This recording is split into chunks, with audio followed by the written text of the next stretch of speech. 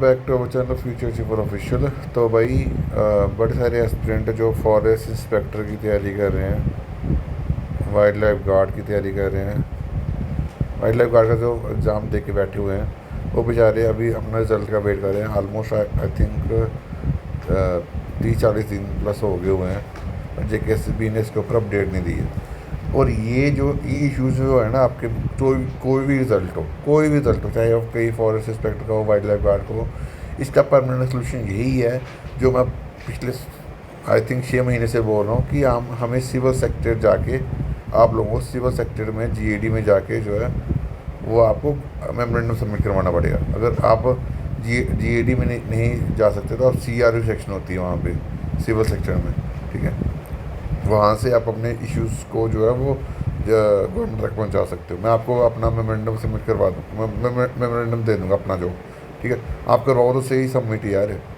अगर आप ये चीज़ें नहीं करोगे तो भाई ये चीज़ें चलती रहेंगी।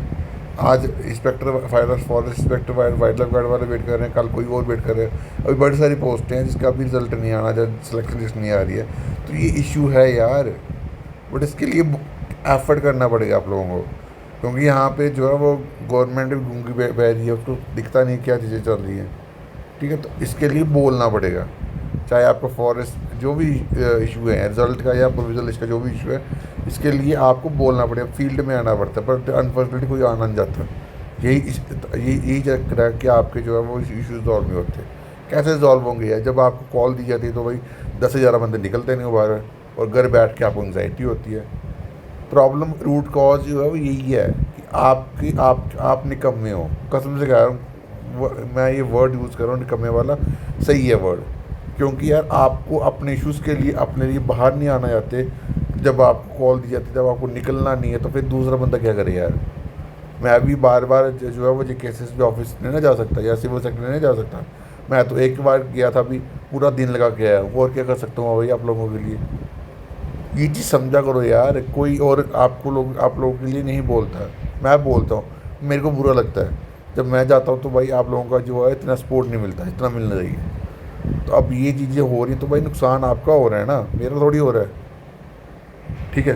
तो बोला करो यार अपने इश्यूज़ के लिए, तभी आपके मसले रिजॉल्व होंगे, वरना ऐसे रह जाओगे और कुछ नहीं होगा, ठीक है।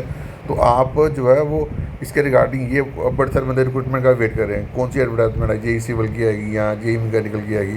तो ये एडवर्टाइजमेंट का इशू हो चाहे रिज़ल्ट का इशू हो, ठीक है, ये दोनों इशू जो है वो तभी रिजॉल्व होंगे जब एक प्रॉपर रिक्रूटमेंट पॉलिसी होगी, कि ठीक है, कि प्रॉपर JKSB को कैलेंडर निकालना है, निकालना है, जो जो पोस्टें आ रही हैं उसका कैलेंडर निकाल दे एक बार, ठीक है। तो एक बार में जो बच्चों को पता रहे कब कौन से टाइम पे एडवर्टाइजमेंट आने वाली है। उसके बाद रिजल्ट का भी एक्सपेक्टेड बता दे कि इस मंथ रिजल्ट निकालने वाले। अगर गवर्नमेंट JKSB के पास मैन पावर की कमी है, तो मैन पावर जो है वो गवर्नमेंट की रिस्पॉन्सिबिलिटी देने की, और जो भी इशूज़ हैं यार वो रिजॉल्व करे ना, जो है क्या कहते हैं गवर्नमेंट। अभी अगर सिंगल लेवल रिक्रूटमेंट एग्ज़ाम हो जाए तो वो उससे बढ़िया है। सिंगल लेवल रिक्रूटमेंट के लिए भी हमें जो है वो कॉल देनी पड़ेगी, ठीक है। आपके सारे इश्यूज़ के लिए मैंने चीज़ प्रॉपर मेमोरेंडम बनाया हुआ। आप लोगों से रिक्वेस्ट है कि आप वो सबमिट करवाओ। मैंने अपने एंड से करवा दूंगा, आप लोगों को करवाओ, ठीक है। बोला करो अपने इश्यूज़ के लिए, वरना यार नुकसान आपका हो रहा है, किसी का नहीं हो रहा है।